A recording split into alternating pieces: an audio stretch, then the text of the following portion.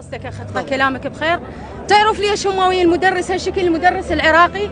ليش انتم هالشكل؟ لان احنا ما ندرس ولدكم، ولدكم يدرسون بالخارج، ولدكم يدرسون بفلوسنا، ولدكم يدرسون بمال ولدنا، بحقنا، بحصتنا من النفط.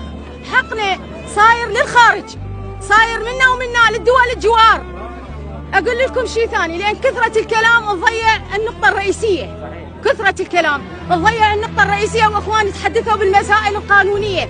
اقول لكم شنو اللي قدمتوه للشعب، الشعب اللي قدم الدم وقدم التضحية، شنو اللي قدمتوه للناس؟ انتم لا فضل عليكم، فضل من عندكم علينا، ما لكم فضل. انتم مواطنين عراقيين واحنا مواطنين عراقيين. شنو اللي قدمتوه؟ احنا قدمنا شباب، قدمنا عمر، لان احنا مو اليوم تعيننا، احنا مو اليوم تخرجنا، احنا تخرجنا من سنوات طويله. الراتب مالنا من زمان انتم عايشين بيه. انتم منين اغنياء؟ من راتبي وراتبه وراتبه وراتبه وراتبه. هاي الاموال كلها هي اللي جعلت منك انسان ثري. انت مو ثري بذكائك ولا ثري بشهادتك، انت ابدا لا شيء، صفر. ولو ما احنا ما تكون انت لابس القاط، ما تكون انت لابس القاط، لو ما احنا. لكن القاط مو كل شيء، الداخل مضمون الانسان. شنو مضمونك انت؟ شنو ولائك انت؟ المن ولائك انت؟ اسال نفسك. انت تنام على المخده؟ خلي راسك على المخده. انا اسال الكل، ما اسال وزاره الماليه فقط، اسال كل واحد ساهم باسقاط نقطه دم من ابناء الشعب العراقي.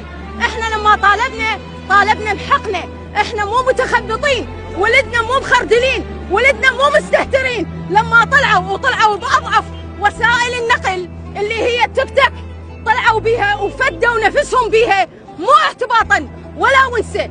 والدليل انه هؤلاء كلهم اصحاب شهادات واصحاب حتى دكاتره وانا ماجستير. وبالتالي وانتم ان ذكرتوا عبر التاريخ، ان ذكرتوا بالتاريخ وذكرتكم الابطال وقالوا ابى الدهر البارودي، ابى الدهر الا ان يسود وضيعه. الوضيع هو السيد، ويملك اعناق المطالب، عنق المطلب هو راتبنا، ويملك اعناق المطالب وحده.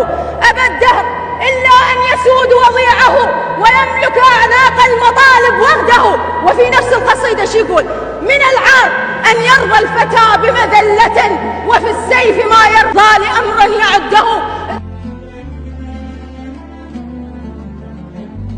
الثورة باقية وإحنا ويا ولدنا لكل المطالبة بالحياة الشريفة. والسلام عليكم ورحمة الله.